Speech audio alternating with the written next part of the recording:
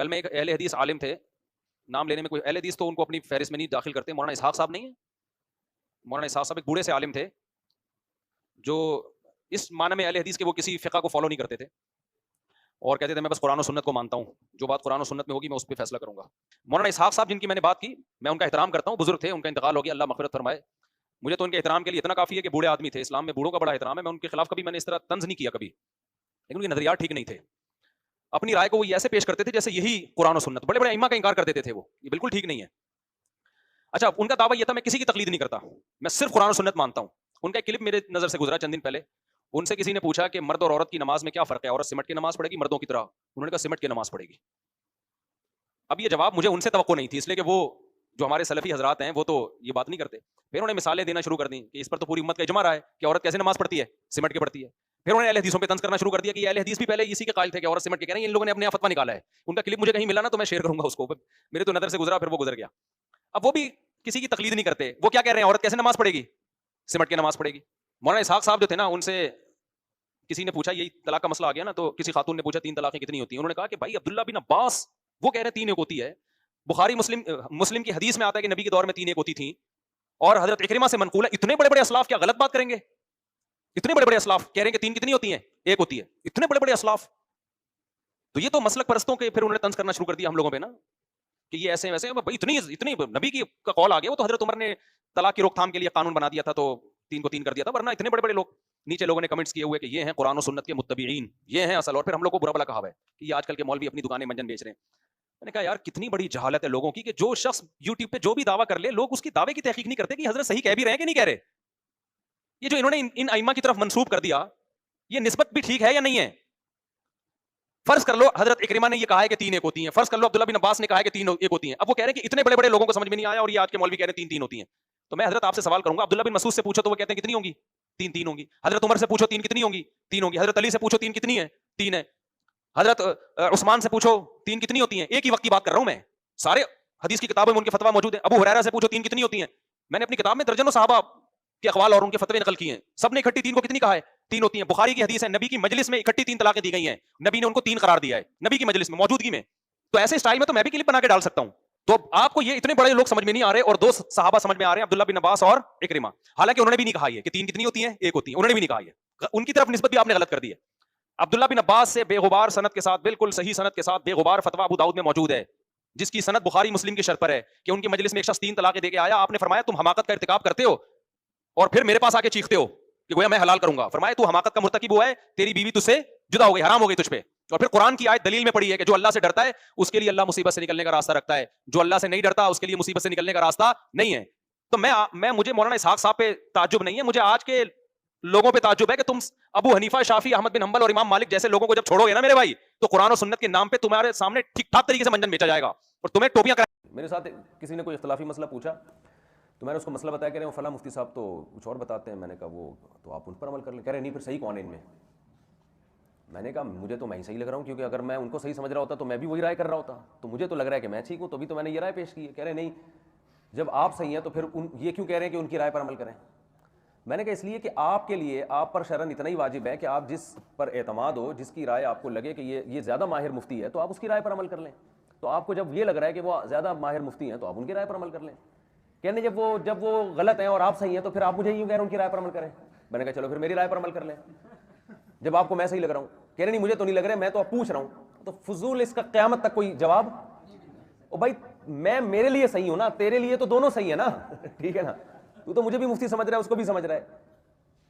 تو اگر فساد ڈالنا چاہو نا معاشرے میں, ایک ہی بات پہ جنگیں تلواریں چل سکتی ہیں. حل کرنا چاہو تو 2 منٹ میں حل ہو سکتا ہے مسئلہ. تو میں نے کہا آپ کو اگر ان پر اعتماد ہے تو آپ ان کی رائے پر عمل کریں, آپ جنت میں انشاءاللہ چلے جائیں گے. تکافل کے بارے میں یہی ہے نا, ہماری رائے یہ کہ ہم تکافل کو نہیں جائز سمجھتے, لیکن دوسری طرف حضرت مفتی تقی عثمانی صاحب جیسے اتنے بڑے علامے ہیں وہ جائز سمجھتے ہیں. تو اب عوام ہم سے جب پوچھتی ہے تو ہم سے یہی مسئلہ ہم کہتے ہیں بھائی, ہم سے جب پوچھتی ہے تکافل جائز نہیں, تو کہتے ہیں دارالعلوم والے تو جائز کہتے ہیں. تو میں ان سے یہی کہتا ہوں بھائی آپ کو وہ بڑے لوگ ہیں, ان پر آپ کو اعتماد ہے تو آپ بالکل عمل کریں اس رائے پر. یعنی آپ کیوں نہیں مانتے ہیں؟ اور بھائی ہم جس وجہ سے نہیں مانتے, ہماری رائے میں ہم جیسے ناقص لوگ دارالعلوم والوں کو نہیں سمجھا سکے تو آپ کو کہاں سے سمجھا سکتے ہیں ہم. اور جب آپ ان سے پوچھو گے تو وہ یہ کہیں گے کہ ہم جامع رشید کو قائل نہیں کر سکے تو تمہیں کہاں سے قائل کریں گے. تو اس کا مطلب یہ اختلافی ہو گیا, بس یہ بہت مشکل ہے اب اس کو حل کرنا. تو جو عامی آدمی جس رائے پر عمل کرے قیامت میں بخشا جائے گا بس. کیونکہ عبودیت ہے نا, عبودیت کا مطلب اصل تو یہ جائز ناجائز کی بحث اصل ہے ہی نہیں, اصل تو یہ کہ اللہ کی غلامی, تو جو جس طرح سے اللہ کی غلامی کر رہا ہے بس اسی بخشا جائے گا. دو متضاد چیزیں بھی ایک وقت میں, مقصد اللہ کی غلامی ہے تو بس صحابہ نے نہیں عصر کی نماز قضا کر دی تھی اور ایک جماعت نے پڑھی تھی, دو متضاد رائے ہیں نا, لیکن دونوں کا مقصد اللہ کی غلامی اور اللہ کہے گا ٹھیک ہے یہ بھی ٹھیک ہے. اما بعد فاعوذ باللہ من الشیطان الرجیم بسم اللہ الرحمن. مفتی طارق مسعود صاحب ایک اچھے عالم دین ہیں, حنفیت کو بڑے مد و شد کے ساتھ بیان کرتے ہیں, تو ہم حنفیت کے خلاف نہیں ہیں. الحمدللہ حضرت امام ابو حنیفہ رحمۃ اللہ علیہ, علماء دیوبند جو ہیں وہ سر کے تاج ہیں, اور مولانا اسحاق صاحب کے بھی سر کے تاج تھے. بات صرف مفتی صاحب کو یہ سمجھانی ہے کہ جب تو آیا مفتی تقی عثمانی کے ساتھ اختلاف کی بات, اور انہوں نے کہا کہ مفتی تقی عثمانی ہمارے خلاف تکافل کے بارے میں فتویٰ دیتے, تم ان کے خلاف, تو تم کہتے ہو کہ نہیں یار کوئی مسئلہ نہیں ہے, یہ عالموں کی تحقیقیں.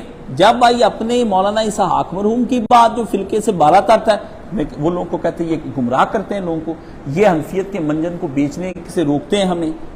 یعنی جب آئے اپنے عالم کی بات تو اپنے فرقے کے تب کرو, بڑی عزت و احترام کے ساتھ بتاؤ کہ دلائل میں فرق ہوتا ہے. جب آئے مولانا اسحاق صاحب کے ساتھ غیر مقلد کے بارے میں, تب اس کے بارے میں کہو دیکھو یہ گمراہ کرتے ہیں آپ کو. بھی انہوں نے تو جو بھی بات کی موقف طلاق کا اپنایا, امت کے اندر ایک موقف یہ بھی چلا آ رہا ہے. تو انہوں نے اپنی گفتگو میں کہا کہ ایک طرف حنفی یہ کہتے ہیں, دوسری طرف میں یہ بات کہتا ہوں کہ امت میں یہ بھی ایک موقف ہے, اور بیان کرنے کا خاص انداز ہوا. آپ نے سمجھ لیا کہ آپ کے موقف کو وہ سرے سے کہتے ہی نہیں, آپ اگر چلانا چاہتے تو چلاتے رہیں, اپنی تحقیق کے مطابق وہ آپ کے موقف کو صحیح سے. یہ تو تھا ایک پیرایا جس میں آپ بات کر سکتے تھے. اب آپ نے وہی تفرقہ ڈالا جو تفرقہ آپ لوگوں کی ذہنیت ہے. جب مولانا اسحاق صاحب نے کہا کہ عورت کی نماز حنفیوں کی طرح پڑھی جائے گی سمٹ کر, آپ نے کی تعریف. طلاق کا مسئلے پر آگے آپ گئے بھڑک, آپ نے کہا مجھے ان سے توقع نہیں تھی کہ وہ عورتوں والے مسئلے کے بارے میں کہیں گے اور غیر مقلدوں کے اوپر تنقید کریں گے. تو میری صرف آپ سے مسئلوں کے بارے میں کوئی گزارش نہیں ہے, کوئی میری بات جا کے بتائے ہمارے سجنا کو, ہیں بجائے بتیاں وہ بھائی آپ کو کوئی سمجھائے آ جا کر کے کہ حضرت اعلیٰ آپ جو جس طرح کا اپنے مفتی تقی عثمانی سے اختلاف رکھتے ہیں, ایسا ہی مولانا کے بارے میں کہ بھئی یہ ایک بات ان کی بھی ہے, گنجائش ہے, اور سلف صالحین کا موقف ہے, استدلال کرتے ہیں. جس آپ نے جو پڑھی ہے ابو داؤد شریف, اسی کے اندر ہی سارا کچھ ہے, اس پہ بحث کروں تو ایک لمبا کام چل پڑے گا کہ جو مسئلہ. لیکن ادب تو کرنا چاہیے نا. ان کو گمراہ, اپنا مفتی تقی عثمانی جو ہے وہ بالکل ٹھیک ہے. تو یہ میں نے دکھایا کہ 20 جگہ آپ کی اتنے تضاد ہیں.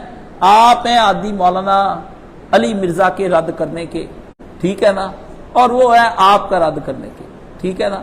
پڑا دل جلوں سے تجھے ابھی کام نہیں, جلا کر راکھ نہ کر دوں داغ نام نہیں. آپ ہیں اس طرف کو چلے گئے. کوئی چھوڑیں یہ بات کس طرح کی امت میں تفرقہ ہے. ہمارا موقف یہی ہے کہ ایک نہیں 20 موقف بھی ہوں جس سے اسلام کے کلمہ جو ہے شہادتین کہ لا الہ الا اللہ محمد رسول اللہ, اللہ کی وحدانیت اور نبی علیہ الصلوۃ والسلام کی ختم نبوت, اس کے بعد اگر کوئی آدمی اختلاف کرتا ہے تو اس اختلاف کی کوئی گنجائش ہے, اس میں کمی بیشی ہو سکتی ہے, دلائل کا اوپر نیچے راجے مرجو ناسخ منسوخ کی بحثیں چل سکتی ہیں, لیکن ادب پیدا کریں. اگر آپ امام ابو حنیفہ کے مقابلے میں امام شافعی کی رائے کو اچھا سمجھتے ہیں تو وہ تو بالکل آپ کے الٹ ہے. تو آپ کو مولانا اسحاق صاحب کیوں برے لگنے لگے کہ جب ایک سنا اور دوسرا؟ آپ کو صرف اس لیے برا لگا کہ ہماری حنفیت کے مسئلے کا جو چلن چل رہا ہے نا, اس کے اندر اس نے انٹرپٹ کیوں کیا, یہ آپ کو تکلیف ہوئی ہے. یہ تکلیف بجا ہے آپ کو اس لیے ہوئی ہے کہ آپ جو ہے نا دوہرے معیار بناتے ہیں. یہ ہونی چاہیے تھی اور یہ ہوتی رہنی ہے آپ کو, لیکن آپ کی تضاد بیانی کے لیے دونوں کلپ میں آپ کو ہدیہ تن تحفہ حنفیت بھیج رہا ہوں. اس کو اپنے پاس سنبھال کے رکھ لیں.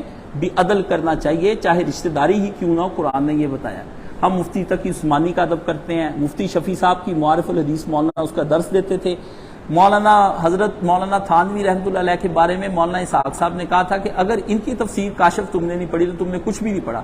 تو میں نے پھر یہ تفسیر اسپیشل خریدی اس وقت 2005 میں, دوبارہ اس کا مطالعہ کیا, اس پہ دعائیں انہوں نے مجھ کو لکھ کر بھیجی, اور میں نے جامعہ امدادیہ والے مفتی زاہد صاحب کو تصویریں کھینچ کر بھیجی. مولانا کی جو حضرت تھانوی کی کتابوں پہ جو چیزیں نشان لگے ہیں, مصنوی, یہ مصنوی پڑھی ہے کلید مصنوی, یہ میں نے پہلی دفعہ مولانا کو 24 جلدوں میں ڈھونڈ کر دی تھی, انہوں نے صرف 2 ہی پڑھی تھی, کہتے باقی مل نہیں رہی. میں نے کہا استاد جی کچھ کتاب پہنچنی چاہیے, کیونکہ اس کے بعد پہنچنے کے بعد وہ ہمارے پاس ہی آنا علم سارا, وہ تو کسی اور کے پاس جانا نہیں. ٹھیک ہے؟